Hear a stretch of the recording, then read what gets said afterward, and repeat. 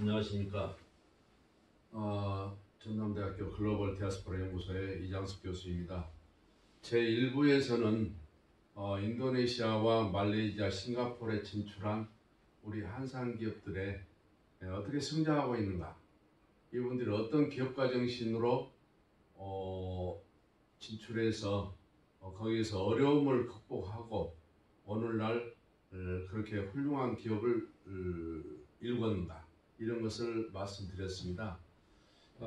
이번 시간에는 베트남과 캄보디아와 그 다음에 태국에 진출한 우리 한산 기업에 대한 그런 그 성장 역사와 기업가 정신을 여러분들에게 전달하고자 합니다. 그러면 먼저 베트남 한산 기업에 대해서 말씀드리겠습니다. 여기에 베트남 한산 기업에 대한 베트남에 대한 국기가 있지 않습니까? 우리가 국기를 모르는 거 아니겠지만 제가 일부러 여기다가 국기를 이렇게 표시를 해놨습니다. 자, 베트남 그러면 여러분들 너무 잘 아시죠? 우리가 아세안 한상, 동남아시아 그러면 베트남 이렇게 말할 정도로 베트남 우리에게 너무나 익숙합니다. 옛날에는 그 베트남에 우리가 맹호부대, 청룡부대 해가지고 월남이라고 그랬죠. 월남전. 그때 맹호부대, 청룡부대가 가서 희생자도 많았지만 우리 이 국민의 뇌리에는 베트남보다는 월남이라는 말로 아주 익숙해져 있습니다. 그러나 그 당시에 우리가 그 베트남전으로 인해서 맹호부대, 청룡부대, 비둘기 부대를 많이 이렇게 파병을 하고 거기에서 서로 싸우고 그랬지만 오늘날은 어떻습니까? 베트남이 9,500여만 명, 여기서 인구가 지금 9,549만 명인데 이 거의 1억 명 가까운 이 인구, 그 중에서 한 30~40%가 이 30대입니다. 이 친구들이 아주 젊고 또 이렇게 손재주가 있어요. 그렇기 때문에 우리 기업들이 베트남에 한 8,500여 개가 진출해 있습니다. 근데 이 기업들이 한국에서만 간 게 아니고 중국의 사드, 아니 포스트 사드, 중국의 사드 때문에 많이 힘들어서 중국에서 진출해 있는 기업들이 베트남으로 간 케이스가 많고요. 또 한국에서 간 케이스도 많습니다. 그러면 동남아의 한상의 가장 대표적인 국가라고 할 수 있는 베트남에 대해서 한번 보죠. 말씀드린 것처럼 베트남은 제가 하노이하고 하이퐁하고 호치민을 세 군데를 갔는데, 하노이는 베트남의 행정도시입니다. 그리고 하이퐁은 이 항구 도시죠. 그 다음에 이 호치민은 경제도시입니다. 호치민은 옛날에 사이공이라고 그랬죠. 옛날에 경제도시. 그래서 이 세 군데를 갔어요. 근데 인구는 9,549만 명. 그래서 이제 85.3%는 비해 쪽에 55개 소수민족. 1인당 국민소득은 약 3,000달러 정도 되죠. 아직은 후진국을 면치 못하고 있는데 잠재력은 아주 대단합니다. 정부 형태는 사회주의 공화국이고 산업 구성은 서비스업이 42%, 제조업이 32.5%, 농업이 15.5%. 그래서 이 산업 구성을 보면은 지금 2019년도 기준으로 제가 작성을 해놓은 건데, 후진국 경우는 대부분 제조업, 그 다음에 단계별로 서비스업 그러잖아요. 그런데 여기서 보면은 서비스업이 42%고 제조업이 32.5%다. 그래서 갈수록 서비스업이 더 높아지고 제조업이 더 퍼센티지가 낮아지는 상황인데, 이런 걸 보면 베트남의 성장 잠재력이 대단히 크다. 이래서 우리가 그에 대한 그 진출한 기업들도 대비를 해야 된다, 이런 생각이 들어요. 단지 베트남의 인구가 1억 명 정도 되고 거기에 20, 30대가 한 30, 40% 되니까 제조업을 해서 거기에 싼 인건비만 활용해서 제품을 생산해서 판매하자, 이런 아니란 생각으로 진출하고 또 거기에 현재 있어서는 안 됩니다. 제품을 개발하고 고부가쳐 나가는 제품을 생산해서 판매를 해야만이 앞으로 베트남에도 계속적으로 인건비가 지금 오르고 있어요. 예전에도 중국 인건비가 아주 쌌는데 지금은 천정부지로 많이 올랐잖아요. 그래서 인건비를 이렇게 자기들이 감당을 못해서 베트남으로 온 건데 다시 베트남 인건비가 계속적으로 오르면 어디로 가겠어요? 중동? 아프리카? 그렇지 않으면 남아메리카? 어디로 갈 데가 없잖아요. 그래서 우리가 살아남을 방법은 뭐냐? 고부가쳐 나가는 제품을 연구 개발해서 계속 그 나라에서 판매를 하는 거다. 그리고 전 세계에 판매를 하는 것이다. 이렇게 좀 말씀드립니다. 그리고 베트남은 이제 한국과 외교 관계가 92년도에 교역량은 693억 달러. 한국 교민 수는 17만 명 정도 하고 베트남 지출 한국 기업이 8,500여인데요. 지금은 한 20만 명 정도 됐지 않을까 싶어요. 계속적으로 베트남으로만 몰려드니까. 그리고 대기업들도 베트남으로 이렇게 진출을 많이 합니다. 이 얼마 전에 제가 베트남 하이퐁에 이따 나오겠지만은 이 하이퐁에 LG전자, LG가 이렇게 하이퐁 근교에 진출했다고. 그런데 문제가 뭐냐? 베트남의 우리 한상 중소기업들이 이 인건비를 예를 들어 150만 원 줬다. 근데 LG가 진출해 가서 200만 원 준다.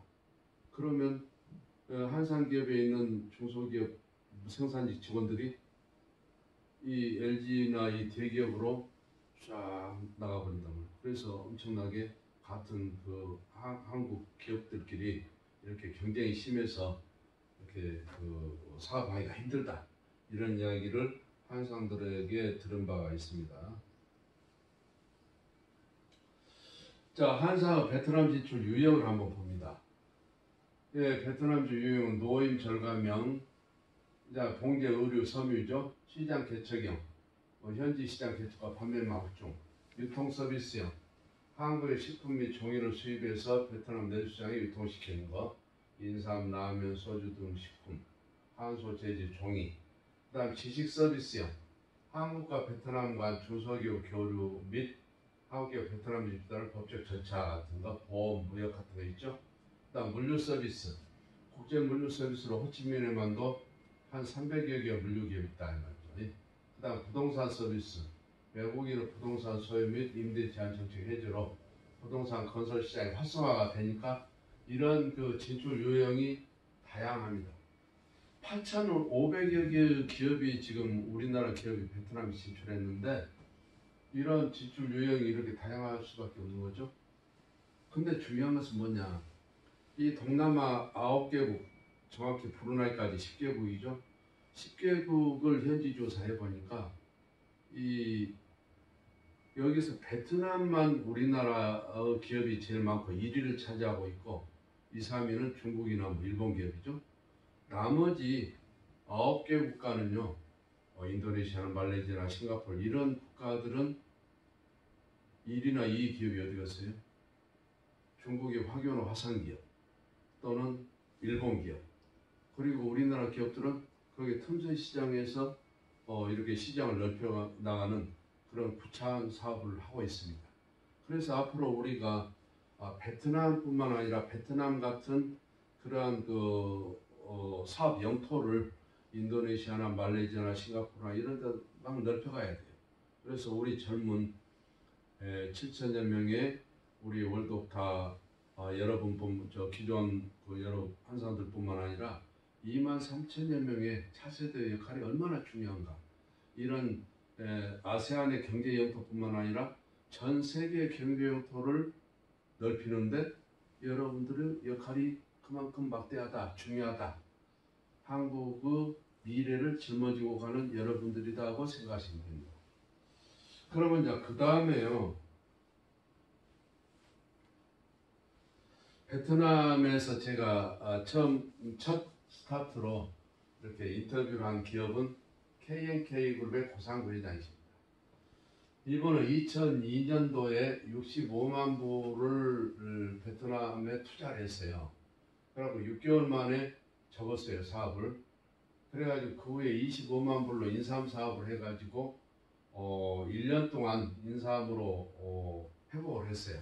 65만 불을 이렇게 사업으로 잃었던 돈을. 그래갖고 베트남에서는 이 고상회장 인삼왕으로 불렸죠. 그러자 이분은요, 2005년도에 식품 사업으로 갈아타가지고 현재는 베트남 최대의 한국 농식품 유통기업. 이분에 대한 일화를 보면 참 재밌습니다. 이분이 정말 정말 기업가 정신이 아니면 이걸 하기가 힘들죠. 그러니까 2002년도에 65만 불을 가지고 베트남 하노이에 지출했는데, 친구가 하노이에다가 이 백화점을 오픈했다고 그래요. 근데 오픈했는데 그 백화점 한 층을 이 고상 회장한테 내준 거예요. 그래가지고 한국의 그런 그 양복 있잖아요. 양복을 중저가 제품 양복을 갖다가 거기다가 진열해놓고 팔아라. 근데 그걸 믿고 했어요. 65만 불을 투자해가지고. 근데 여러분 생각해 보세요. 베트남 날씨가 덥죠. 또 한국의 중저가 제품이라 하지만 베트남에 이 1인당 국민소득이 3,000불인데 그 사람들이 이 양복을 살 능력이 있겠어요? 못 사겠죠. 그러니까 안 팔리는 거예요. 그러니까 나중에는 70%, 80%까지 세일을 한 거예요. 정말로 파격적으로 그냥 방에 세일을 한 거죠.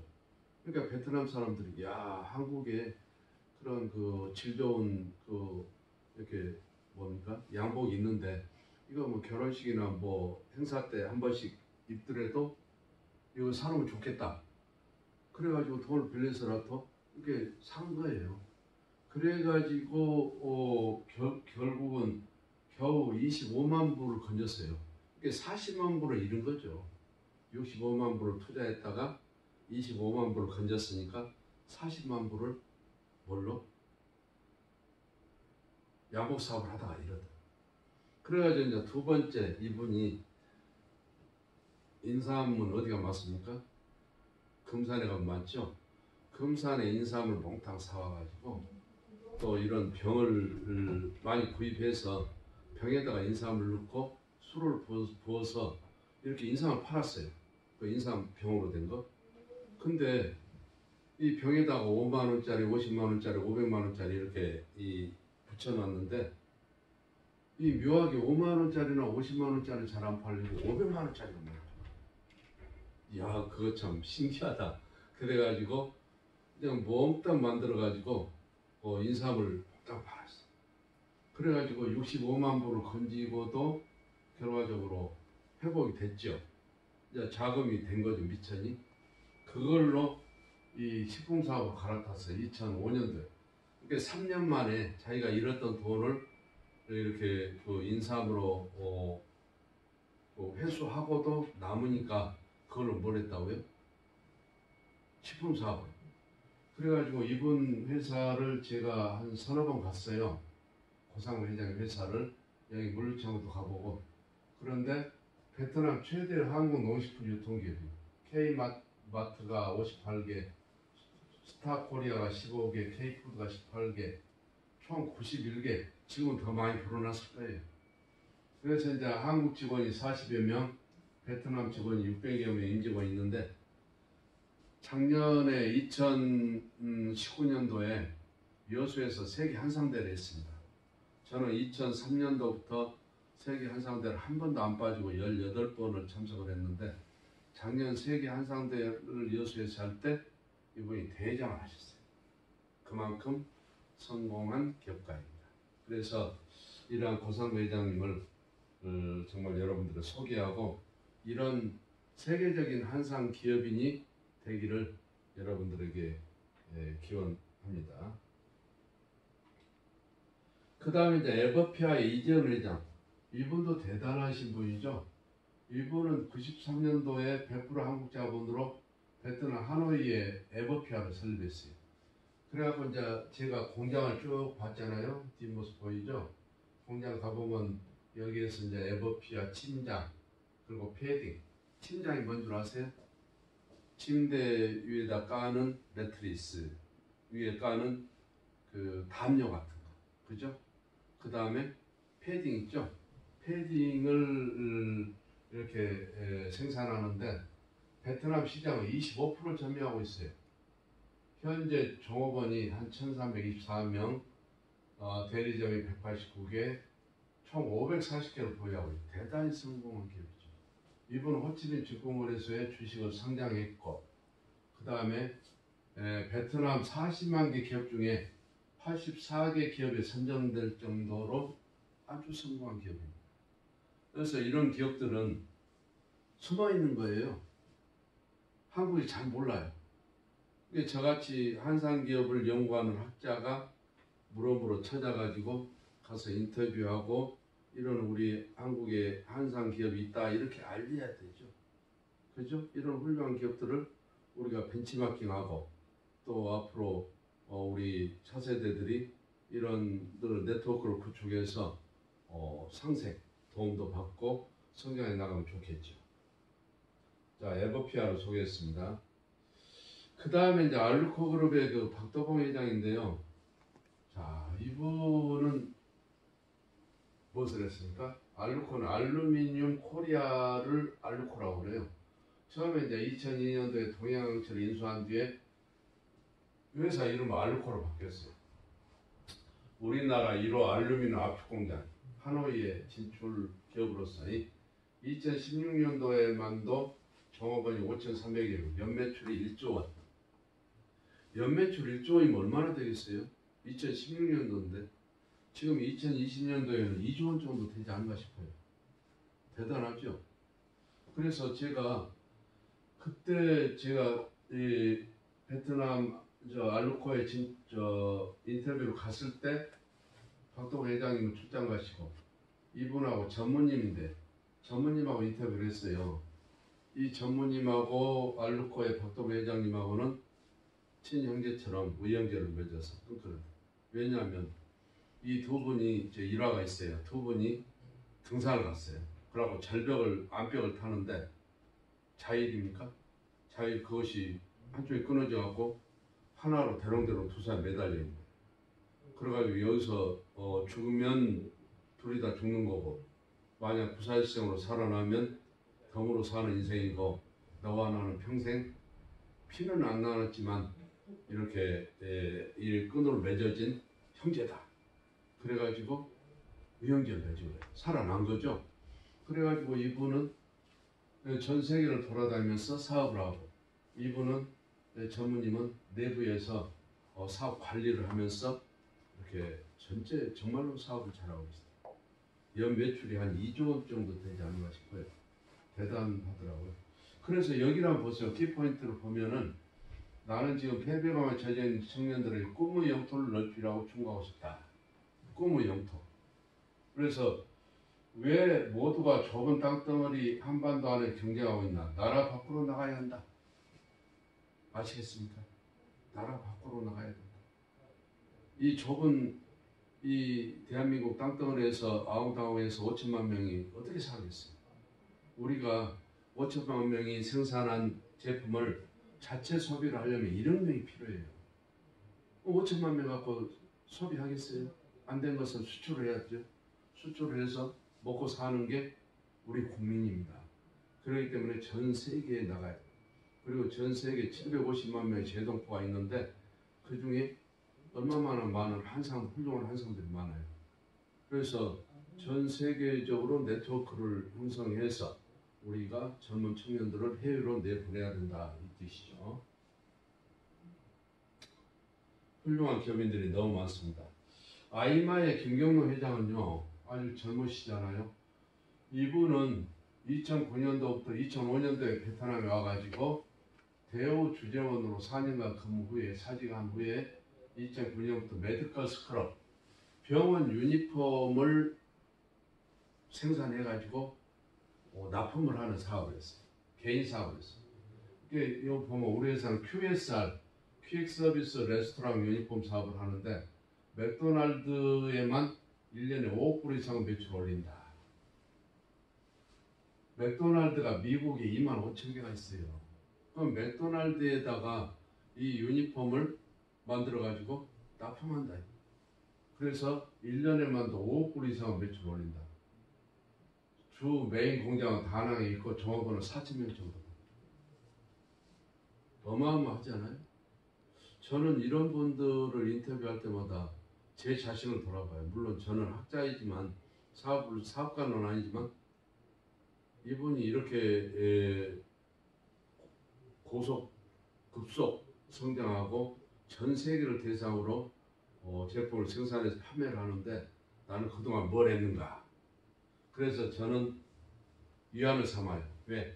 내가 동남아 아세안에 이런 한상 기업들을 연구, 현지 조사를 해서 우리 젊은 청년들, 제가 가르치는 제자들 또는 우리 월드오파의 7천여 명의 우리 기존 기업인들 그리고 2만 3천여 명의 차세대들 이런 분들에게 전수를 해주자, 전달을 해주자. 이런 분이 이렇게 열심히 하고 있다. 만약에 제가 이렇게 현지에서 조사하지 않았으면 여러분 알겠습니까? 월드오파 회원 외에는 알지 못하죠. 그죠? 그래서 이런 분들을 발굴하는 것이 제가 연구하는 목표입니다. 그 다음에 윤상호 회장은요, 지금 하노이에 한인 회장을 하고 계세요. 2대째 하고 있습니다. 한인 회장을 너무 잘하고 계시죠? 이분을 보면은 이렇게 하노이, 사이공, 라오스, 캄보디아 이런 많이 다녔죠. 그래갖고 결과적으로 베트남에서 정착하게 됐어요. 베트남에 온 지가 13년 됐어요. 이게 마케팅 회사죠. 이거 SNBL이 마케팅 전문 회사입니다. 하노이에서 이 한상으로서 유일한 마케팅 전문 회사로 한국과 베트남 양국 간 중소기업 교류를 지원하는 업무를 하고 있어요. 그러니까 중소기업청하고 이 베트남하고 그 인적 네트워크, 민간 네트워크 형성하고 있죠.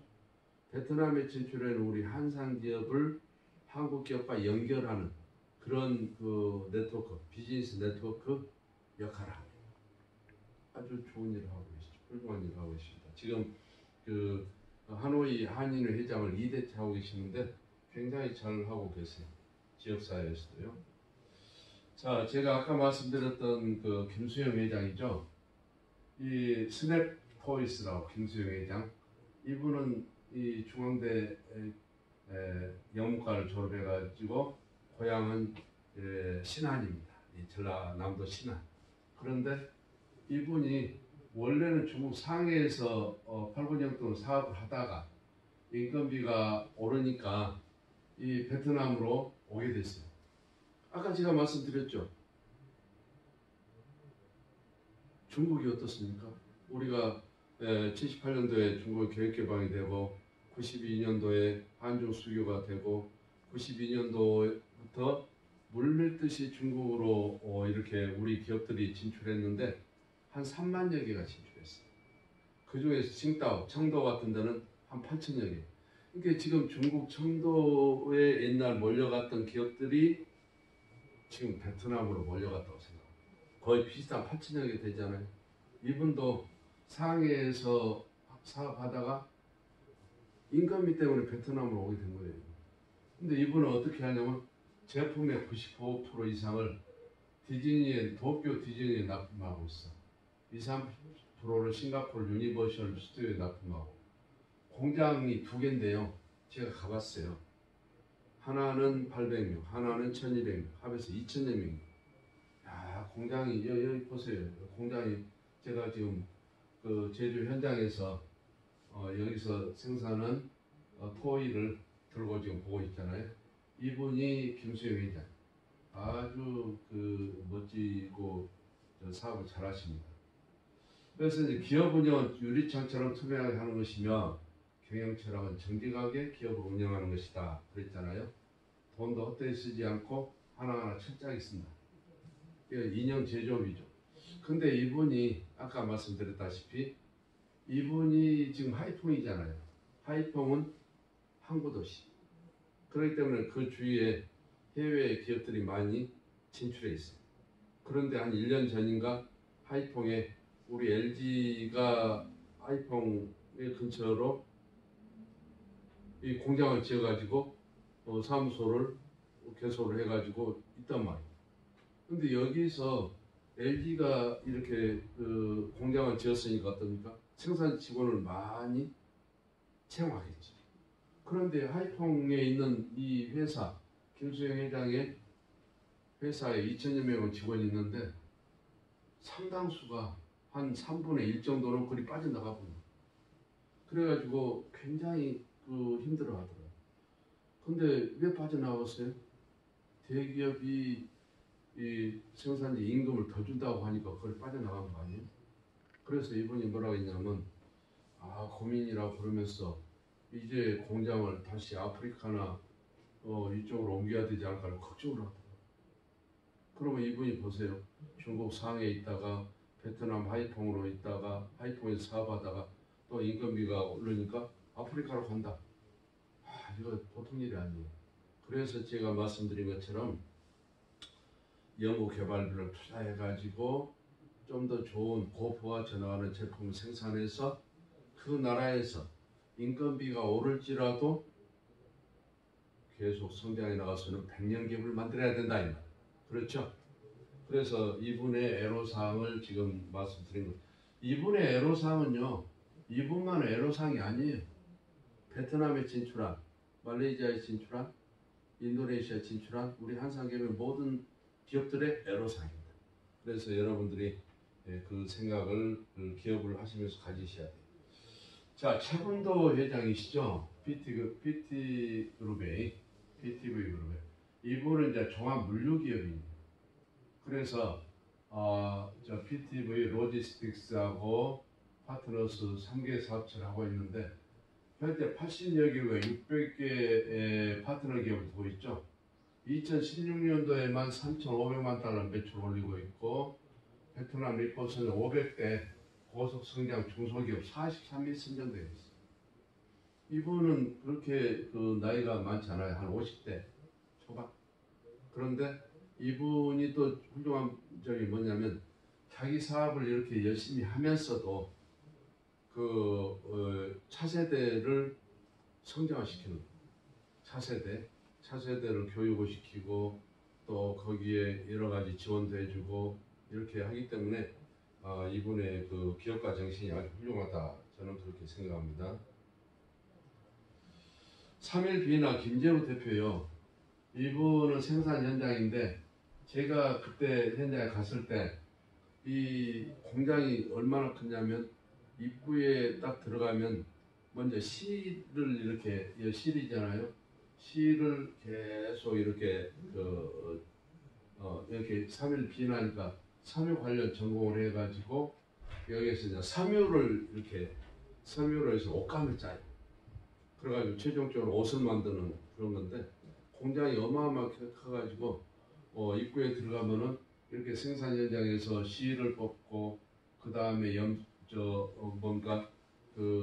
염색을 하고 그 다음에 가서 이제 옷감을 짜고 최종적으로 제품을 만드는 데는 그런 과정을 봤는데요.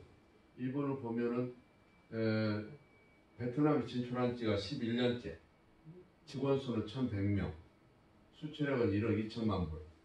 2020년도에는 5억 불로 수출하겠다. 지금 현재 2020년도잖아요. 아마 5억 불은 충분했을 거예요. 5억 불이면 우리나라 돈 얼마예요? 6천억 원 정도 되죠.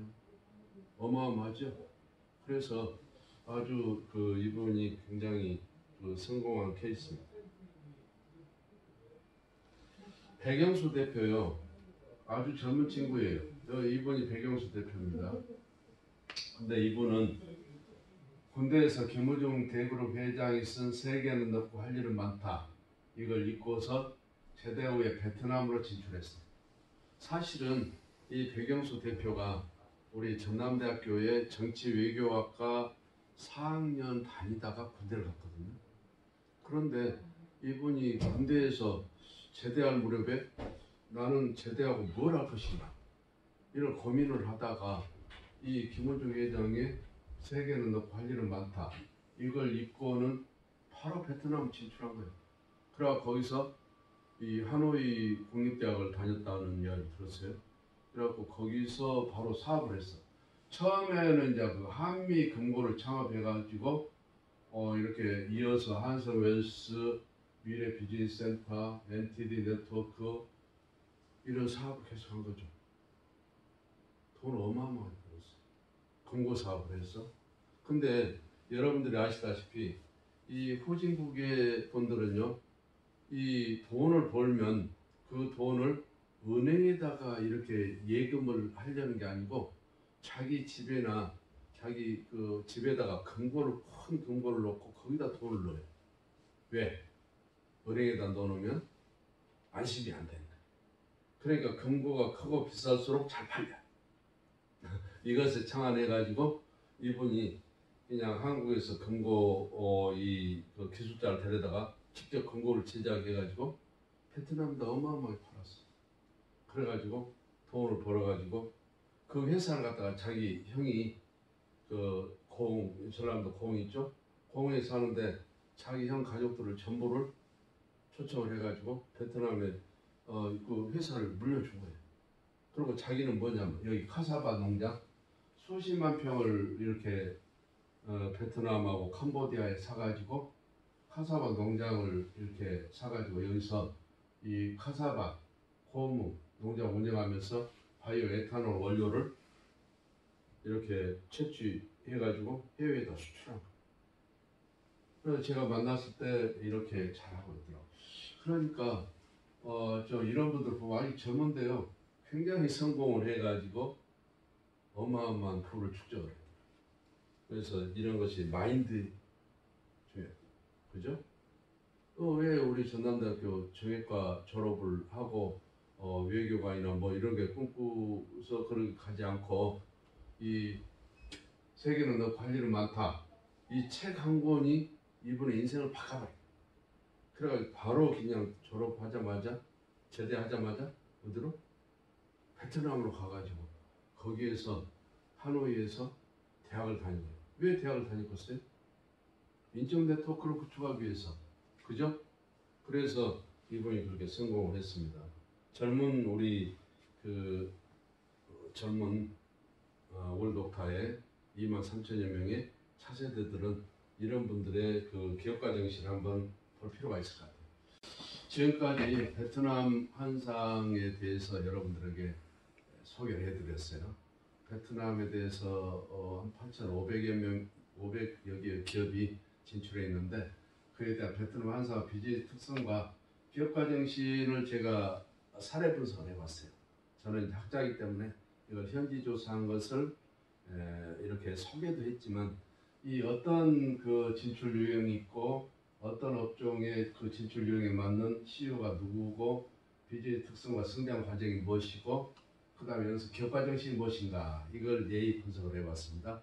여기에 보시면은 노임 절감의 강원자 하노이의 친구의 이재현 회장, 의류의 김경록, 하이퐁 왕구의 김수영, 또 하이퐁 의류의 조성호, 호치민 섬의 김재욱 이런 분들이 이런 그 비즈니스 특성이 있고 그 다음에 기업가 정신이 쭉 이렇게 나열됐습니다. 이것을 여기서 일일이 여러분들에게 다 말씀드리기는 어렵지만은 여러분들이 이 PPT를 통해서 쭉 읽어보시면 굉장히 그 이전에 우리가 베트남 한상 기업들을 소개했던 분들에 대한 기업가 정신이 무엇인가 여기서 보면 뭐 창의력이라든가 혁신성이라든가 자기 통제 능력이라든가 이런 것을 알게 될 거예요.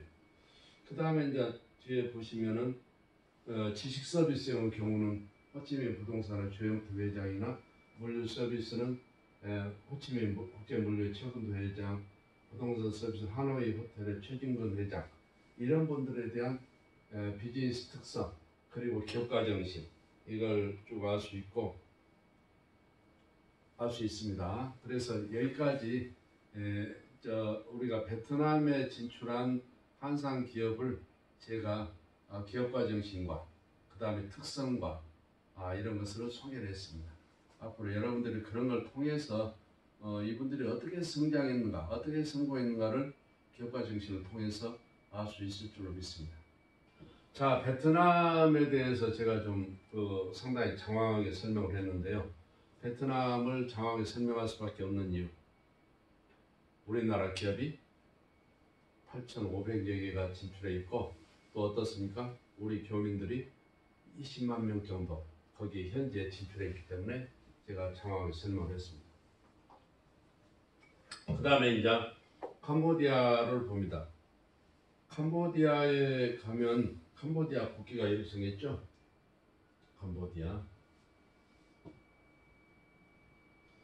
캄보디아는 아직은 후진국이기 때문에 농업국가라고 볼 수가 있죠. 자, 여기서 보면은 캄보디아에 대한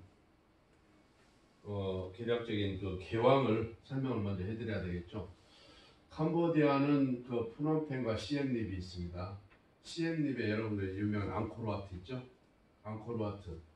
그래서 캄보디아 국기 보면 가운데 있는 게 앙코르와트 형태. 그래서 캄보디아 인구는 1649만 명. 주로 khmer족이 97%고 1인당 국민소득은 1,500달러 정도. 정부 형태는 의원내각제, 산업구성 서비스 40%, 농업 34%, 산업 24%. 한국과 외교관계는요.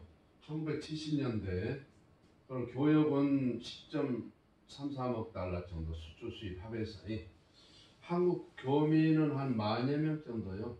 여기 보면 실제는 15,000 불법 체류자라고 여기서 이제 신고 않고 체류한 사람도 있기 때문에 15,000여 명 정도. 캄보디아 진출 한국 기업은 몇 개나 될까요? 850여 개. 한 900개, 많으면 1,000개까지도 되었죠. 계속 통계가 바뀌니까 이렇게 추측을 하고 있습니다. 자, KNK의 박정근 회장을 봅시다. 이분은요, 2003년도에 캄보디아로 와서 회사를 설립했어요. 생산량이 캄보디아 내에서 타 봉제업체 최대이고 생산량 대비 품질도 높다. 이게 캄보디아는 아직은 후진국이기 때문에 무엇을 이용해요? 그 나라의 인건비를 활용하기, 인건비가 저렴하니까 활용하기 위해서 봉제업을 했어요. 그래서 한 달에 100만 피스, 1년에 1,200만 피스 정도 수출하고 회사 운영비는 35만 불, 2014년도는 1,000만 불, 15년도는 440만 불 수출하고 2016년도는 500만 불이다.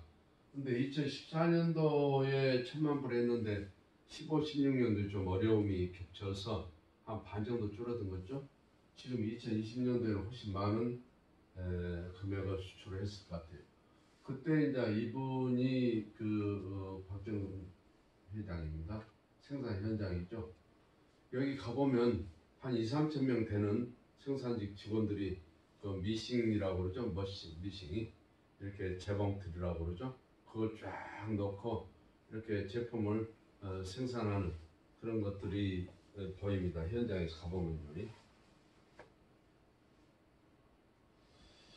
자, 여기 보면은 B&A 코퍼레이션 백병균 대표. 이분이 백병균 대표예요. 이분은 주로 고무나무를 농장을 합니다. 그래서 이제 캄팡통에서 고무농장을 운영하는데 2009년도에 캄보디아 정부로부터 1만 헥타르 땅을 빌려가지고 고무농장을 운영하고 있다. 저도 고무농장 운영하는 거 처음 들었어요. 근데 여기 보면은 고무 채취는 1헥타당 4 내지 5천 불 정도가 투자가 되고 라텍스가 나오기까지는 1헥타에 1톤 정도가 생산되고 고무 가격이 최고 4,500불까지 올라간다. 그래서 이제 고무를 채취 시작 후에 3 내지 5년 사이에 투자금 회수된다고 그래요. 3 내지 5년 사이에. 그러니까 투자금 회수된 다음에는 25 내지 30년까지 생산한다니 맞습니까? 한 5년 정도 투자금을 회수하고 향후 한 20년 정도 더 이렇게 고무를 채취하면 어마어마한 수익이겠죠. 그래서 이분이 그 사업을 하고 있더라고요. 백병균 대표님이. 자, 이분은 설명을 좀 해야 될 것 같아요. 최대용 대표. 캄보디아 프놈펜에 운수 서비스업을 하는데 제가 인터뷰를 식당에서 하는데 딱 30분밖에 못했어요. 왜냐하면 너무 바쁘니까. 원래 이분이 고향이 부산이고 연세대 경영학과를 전공했는데 회사 설립을 2009년도에 했다겠죠. 베트남에서 13년, 캄보디아에 8년 정도. 근데 처음에는 가전제품 보호용 테이프 사업을 했어요. 10년 정도. 근데 그 후에 캄보디아 택시 면허권을 받을 기회가 생겼어요. 왜 그랬을까? 인연이 있었어요. 그러니까 이분이 그 이명박 대통령 때인가 이분이 캄보디아 그 프놈펜 시장을 이명박 대통령 서울시장 할 때 이렇게 상호 MOU를 체결하는데 교류를 할 때 이분이 중개 역할을 했나 봐요. 그래가지고 이제 중개 역할에서 MOU를 체결했어.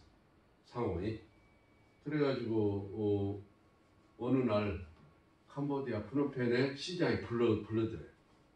그래서 왜 그러나 하고 갔더니 당신이 사업이 지금 테이프 사업을 하는데 프놈펜에 그 택시 사업을 해볼 의향이 없냐? 만약에 한다면 내가 면허권을 주겠다. 면허권이 없으면 못 하거든요. 그래서 택시 면허권을 받아가지고 500대 택시가 프놈펜 시내에 다니는데 그중에 250대가 초이스 택시예요. 이게 50%를 준 거예요. 어마어마한 거죠. 이건 하나 큰 특혜잖아요. 그러니까 우리가 사업을 할 때도 인연이 중요하다. 인연. 그러니까 이분이 한국 그 서울과 서울특별시와 캄보디아 프놈펜 시 간에 MOU를 체결해 준 인연으로 그 영업권을 딴 거예요. 택시 여기 보면 면허권. 이거 아무나 줍니까? 그런 혜택을 줬기 때문에 받는 거죠. 그래가지고 그 뒤에 택시 면허권으로 끝난 게 아니고 어떠니까 시내버스 독점 운영권도 확보했어요. 그리고 트럭 물류 사업도 시작해요. 이거 여기 보세요. 최대영 대표가 이렇게 이게 뭐죠? 버스 독점권. 그러니까 운수업으로서는 최고로 성공한 거죠. 그죠? 이게 본인이 사업을 하면서 열심히 성실하게 하면 뭐가 어떤 기회에 행운도 따른다. 이런 것을 여러분들에게 말씀드리고 싶어요. 그렇죠? 예. 우리가 이런 분들의 그 기업가 정신 또는 기업가 정신을 정말 열심히 사업을 함으로 인해서 성실하게 함으로 인해서 어떠한 인연으로 인한 그런 행운 이런 것도 굉장히 사업하는데 중요하다고 생각합니다. 최대영 대표를 소개했어요. 이분은요 아주 젠틀맨이죠. SM 글로벌 어카운팅 앤드 컨설팅이 양성모 대표라고 컨설팅을 하는 분인데 아주 직접 서비스, 지식 서비스를 제공합니다. 이게 이제 2005년과 6년도에 캄보디아에 투자붐이 일었는데 이 정보 부재로 인해서 초기 투자에 실패한 사례가 많았다. 누가? 한산 기업들이. 그러니까 캄보디아에 진출한 기업들이 어때요? 초기 투자를 많이 했는데 투자붐이 일었는데 왜 실패한 거예요? 그에 대한 정보가 부족하기 때문에. 그래서 이 한국 기업과 이 현재 한산 기업과의 네트워크가 중요하다. 그래서 플랫폼이 중요하다. 거기에 진출하는 기업이 실패하면 우리 국부의 손실이고 성공하면 국가 부의 이익이잖아요. 그러니까 해외에 나가 있는 우리 7,000여 명의 우리 기존 월드오타 회원 여러분들이 아주 훌륭한 위치에서 이 한산 네트워크로 인해서 진출한 기업들에 대한 케어를 해주고 해서 성공 확률을 높이고 또 23,000여 명의 우리 월드오타 차세대들이 또 우후죽순으로 계속 성장해 나가면 그것이 우리 국가 부를 이루는 밑바탕이 되는 거죠.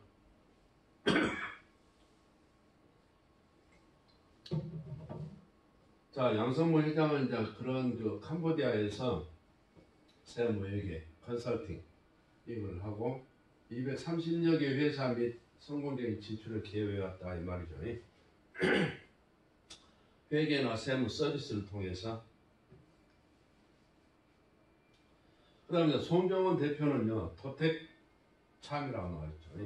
이분도 이제 전남대학교 농생물학과를 졸업을 했는데, 이분이 농업총공사에서 주관하는 캄보디아 현지 교육에 참가하고 나서부터 2011년도에 캄보디아에 도테크 회사 설립했어요. 그래가지고 이렇게 돼 있죠. 1000헥타르 정도의 대규모 면적의 망고 등 열대 과일을 주력 상품으로 재배하고 있다. 그래갖고 여기서 생산물을 국내와 해외로 수출하는 그런 농업회사를 설립합니다. 그러니까 이제 농업 그러면은 여러분들이 후진적이다 이렇게 생각하는데, 제가 최근에 전남에 있는 스마트팜 회사를 컨설팅한 적이 있는데, 향후에 우리 이 농촌이 스마트팜으로 가야 된다 그런 걸 절실히 느꼈고, 또 이런 젊은이들이 캄보디아에서 사업을 함으로 인해서 이 한국의 농촌과 네트워크를 구축해 가지고 우리 젊은이들을 거기에 진출도 시키고, 또 거기에 그 여러 가지 제품을 수출도 하고 수입도 하고 할 수 있는 그런 여건을 마련하는 게 좋겠다 이런 생각이 듭니다. 에코팜은 권원규 대표인데요. 여기에 가서 제가 이분은 그 자연생태농원을 한 분이에요. 그런데 이제 관광객들에게 열대과일나무를 체험시키고 육자산업이나 농산품을 판매하는데, 이 에코팜 입구부터 망고필드 농산품 판매장 쫙 한번 돌아봤어요. 근데 제가 여기서 너무 재밌는 것은 망고필드인데, 망고가 이렇게 그 한 나무를 심으면 60년을 따먹는다대요. 근데 망고나무를 봤더니 노란 망고가 그렇게 많이 열렸어요. 그러더니 거기서 망고의 노란 그 열매를 몇 개를 따가지고 즉석에서 그걸 갈아가지고 믹서기에다 갈아가지고 얼음을 타가지고 딱 주는데, 야, 그 망고 맛을 지금도 못 잊는 것 같아요. 제가 캄보디아나 어디 베트남이나 다른 데 가면 그 망고 주스를 한번 더 먹고 싶은 생각이 들 정도로 너무너무 싱싱하고 맛있더라. 근데 이분이 대기업에서 근무하다가 대우것을 임원으로 근무했죠. 그러다가 이제 캄보디아로 와서 에코팜을 설립했어요. 그래서 이제 한국의 그 기술을 들여와가지고 이렇게 이제 과일을 공급하고 식당, 사우나, 마사지 이런 그 서비스 시설을 지금 마련을 하고 있더라고. 근데 거기서 공항이 가까워요. 근데 한국 사람들이 캄보디아에 시엠리에 와서 앙코르와트를 많이 가잖아요. 그럼 앙코르와트를 관광하고 공항으로 나갔는데 중간에 어디 휴식할 데가 없더라. 그래서 이분이 생각에 한국 분들이 앙코르와트를 관광하고 중간에 휴식을 취하고 어떤 선물도 사가지고 한국에 갈 수 있도록 이런 팜을 만들자. 그래서 에코팜을 만들. 좋은 아이디어잖아요. 그죠? 캄보디아에서. 자, 여기까지는 이제 캄보디아에 대한 이야기를 했습니다. 이제 마지막으로 태국 한상기업에 대한 이야기를 해드리겠습니다. 태국 저희가 이제 9개 국가를 이렇게 현지 조사를 했는데 시간이 너무 길기 때문에 3개 국가씩, 1부에는 3개, 인도네시아, 말레이시아, 싱가포르, 2부에는 베트남하고 캄보디아하고 태국을 설명해 드리고, 다음에 기회가 될 때 3부로 나머지 3개 국가를 이렇게 소개해 드리도록 하겠습니다. 태국 한상기업을 한번 봅니다. 태국에 이렇게 국기가 이렇게 생겼죠. 태국 개왕을 한번 보겠습니다. 제가 태국을 방콕하고 치앙마이를 갔다 왔어요. 태국 인구는 한 7천만 명 정도, 타이족이 85%, 화교가 12%, 말레이가 2% 정도. 1인당 국민소득은 7,187달러. 그러니까 $10,000는 못 되죠. $10,000는 못 돼요. 산업 구성은 서비스업이 46.2%, 제조업이 44%, 농업이 9.8%. 태국 그러면 여러분 생각나는 거예요. 관광. 그렇죠? 태국, 마사지, 관광, 이런 볼거리, 그런 것이 많죠. 교역액은 131억 달러, 한국 교민 수는 22,000명, 태국 진출 한국 기업은 400년. 근데 우리나라 태국이 지금 공유소득이 $10,000는 못 되지만 한 7,187달러인데 교민 수에 비해서 진출 기업이 그렇게 많지는 않더라고요. 자, 그러면 이제 기업들을 하나하나 소개를 해볼게요. 프로타이의 김본 회장이요. 이분은 이 태국 땅에 처음 진출하신 분은 한인들 중에서 일제 징용되고 그 다음은 월남전 패망된 후 방콕으로 부류가 있다. 그래서 이 김본 회장님은요, 한국외국어대 태국어학과를 졸업했어요. 70년대 말에 태국에 진출해서 40년이에요. 태국에 40년 됐으니까 태국 사람이죠 뭐. 피는 한국 피지만 거의 40년을 거기서 살았으니 그렇죠. 지금도 제 저 동남아 이 아세안 단톡방에 김본 회장 계속 한번 이렇게 글도 올리고 이런 거 계속 받아봐요. 근데 이분 회사에 갔을 때 제가 인터뷰를 했죠. 근데 태국은 이제 유통산업이 발달해서 쇼핑몰이 많죠. 그래서 이제 이 김본 회장님은 90년대 후반에 식품업에 진출해가지고 한국의 수입회가 태국 유통합니다. 자, 잘 아시는 바가 신라면, 신라면 대표하고 인터뷰. 그래서 여기 보면은 태국인들은 고추를 비롯한 매운 음식에 익숙해서 한국 김치에 대한 거부감이 없어 보인다. 그래서 태국 사람들은 매운 것을 굉장히 좋아하고 태국에서 사온 그 소스 같은 거 있잖아요. 이것들이 굉장히 맵습니다. 그래서 제가 태국 갔을 때도 그걸 몇 개 사온 적이 있었는데 이 태국에서는 비빔밥이나 불고기보다 김치가 한식 세계와 천변 역할을 할 것으로 예상된다. 왜냐하면 매운 것을 좋아하기 때문에. 그러니까 우리가 해외에 나가서 어떤 제품을 생산해서 판매를 할지라도 그 나라의 습성 또는 음식 습관 또 이런 것을 잘 조사해서 개발한 것이 성공 역할을 하겠죠. 최재율 대표요. 아로파라고. 이분은 대학에서 영문학을 전공하고 직장을 해외 사업으로 지원해서 동남아 인연이 됐다. 이 태국에 와서 아로파라는 이 회사를 자기가 2016년 3월에 시행했어요. 미스터 에스크 베타 서비스를 시행했는데 다우어 채팅 개발 문자형 여행 비서 서비스, 동남아를 여행하는 관광객을 중심으로 필요한 정보를 제공하는 거예요. 근데 이분이 최근에 현지 기업하고 기업을 인수했다고 저한테 문자가 와서 제가 축하한다고 이렇게 문자를 보내준 적이 있어요.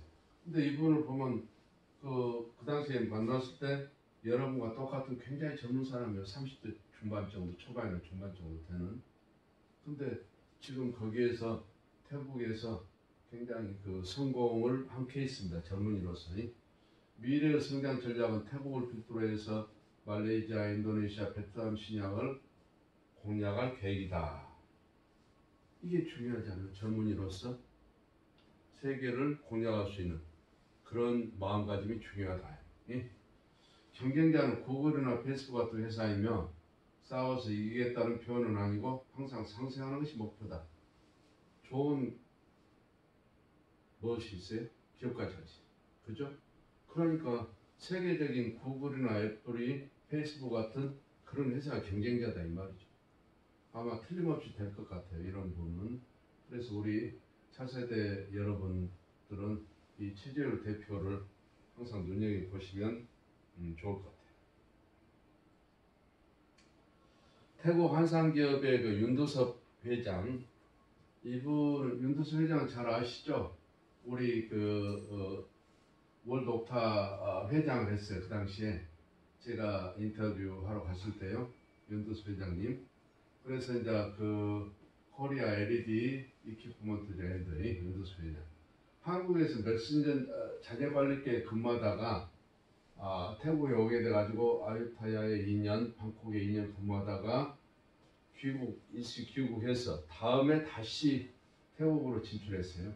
처음에는 이제 전자제품 수출입 사업을 하다가 다음에는 이제 LED 조명 이게 태국 판매 독점권을 가지고 수입 판매를 진행합니다. 그래서 이제 태국에서는 이분이 LED 쪽으로 아주 승승장구하고 있고 성장을 하고 있다. 그래서 제가 굉장히 그 감명을 받고 그때 태국 한상들하고 관련을 맺었습니다. 여기 보면 한퐁이라고 있죠. 임보순 회장이. 이분이 당시에는 한인회 회장 겸 한퐁 이걸 그 기업을 했더라고요. 이분은 부친이 태국에 진출했어요. 84년도에 태국에 진출해서 부친이 하는 사업을 도왔고 미국 유학 생활한 뒤에 현재는 수산물 수입 내수시장 판매 사업을 하죠. 중국 참치, 오징어 이거 수입해서 태국 내 참치 공장 납품, 이게 한국식한테 납품하고 있어요. 아주 잘 하고 계시더라고요. 한인 회장도 하시고 아주 성실하시고 아주 잘 하고 계는 유능한 한상 기업인이십니다.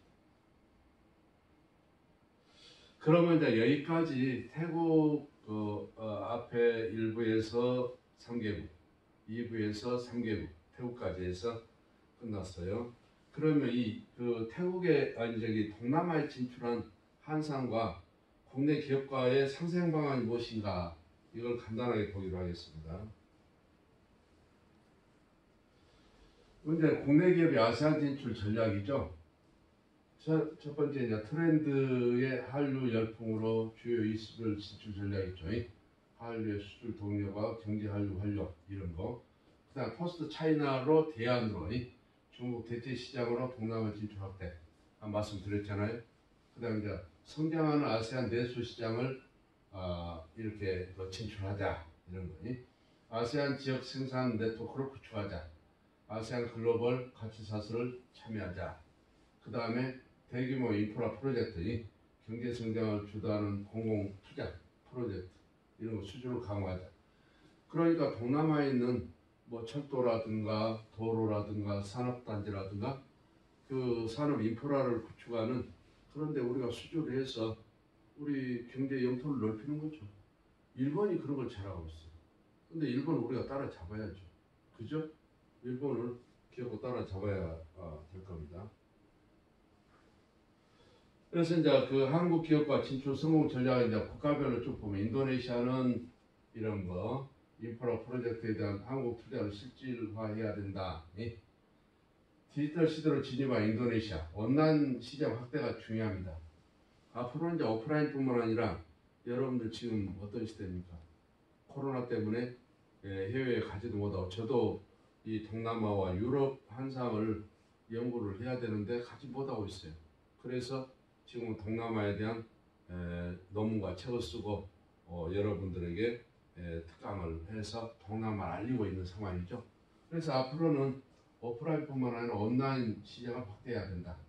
그 다음에 소비자기업 성공적인 인도네시아 진출을 위해서는 지역사회 문화에 대한 이해, 한상기업의 협력이 필요하다. 이것을 말씀드리고자 합니다. 그 다음에 말레이시아는 이렇게 되어 있죠. 말레이시아도 소비재 및 문화 콘텐츠 시장 공략에 말레이시아 한상 네트워크를 활용하자. 결과적으로 현재 가면 일본과 중국 이런 데 경쟁할 수밖에 없어요. 그래서 정부 차원에서 지원을 해주고 현지 한상 네트워크를 구축하는 게 필요하다. 결과적으로 여기서 필요한 게 뭡니까? 정부 지원도 중요하지만 거기에 인도네시아나 말레이시아에 있는 우리 월드오타 지회 또 월드오타 본사 전 세계에 퍼져 있는 우리 7천여 명의 회원과 2만 3천여 명의 차세대 회원들 하나로 뭉쳐서 이 경제 네트워크를 이렇게 진출하고 넓혀가는 것이 그만큼 중요하다 이걸 말씀드립니다. 베트남도 이렇게 됐죠. 0 내지 24세까지가 인구의 40%를 차지하고 있어요. 베트남 소비시장이 앞으로 소비재 시장이 유망합니다. 그래서 이제 이게 소비재 시장을 키우기 위해서는 현재 한상기업과 상생 전략 구축이 필요하다. 그 다음에 이제 베트남은 아무래도 빈부격차가 심하죠. 그래서 이제 이런 빈부격차 해소 정책이나 중산층 확대나 공공 인프라 사업 이런 사업에 우리나라 기업들의 투자가 중요하다. 그리고 노동 가능 인구가 70%나 돼요. 노동 집약적 산업의 육성에 유리하고 그래서 이제 한상 간은 그런 협조가 필요한 거죠. 그럼으로 인해서 중국이나 일본 이런 국가의 경쟁을 해서 이겨야 되겠죠. 이것이 중요하다.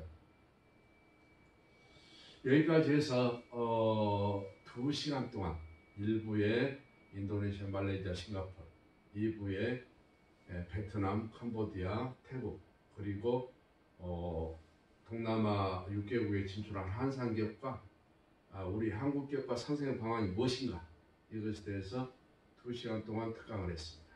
앞으로는 앞으로 3개국을 더 개발해가지고 앞으로 더 동영상으로 내보내드릴 것이고, 또 우리 7천여 명의 전 세계에 퍼져 있는 우리 월드옥타 회원들 여러분들 건강하시고, 또 지금 현재 코로나 바이러스로 인해서 지역 간의 이동이 안 됨으로 인해서 여러 가지 사업적으로 힘들겠지만 기업가 정신으로 이걸 이겨내야 됩니다.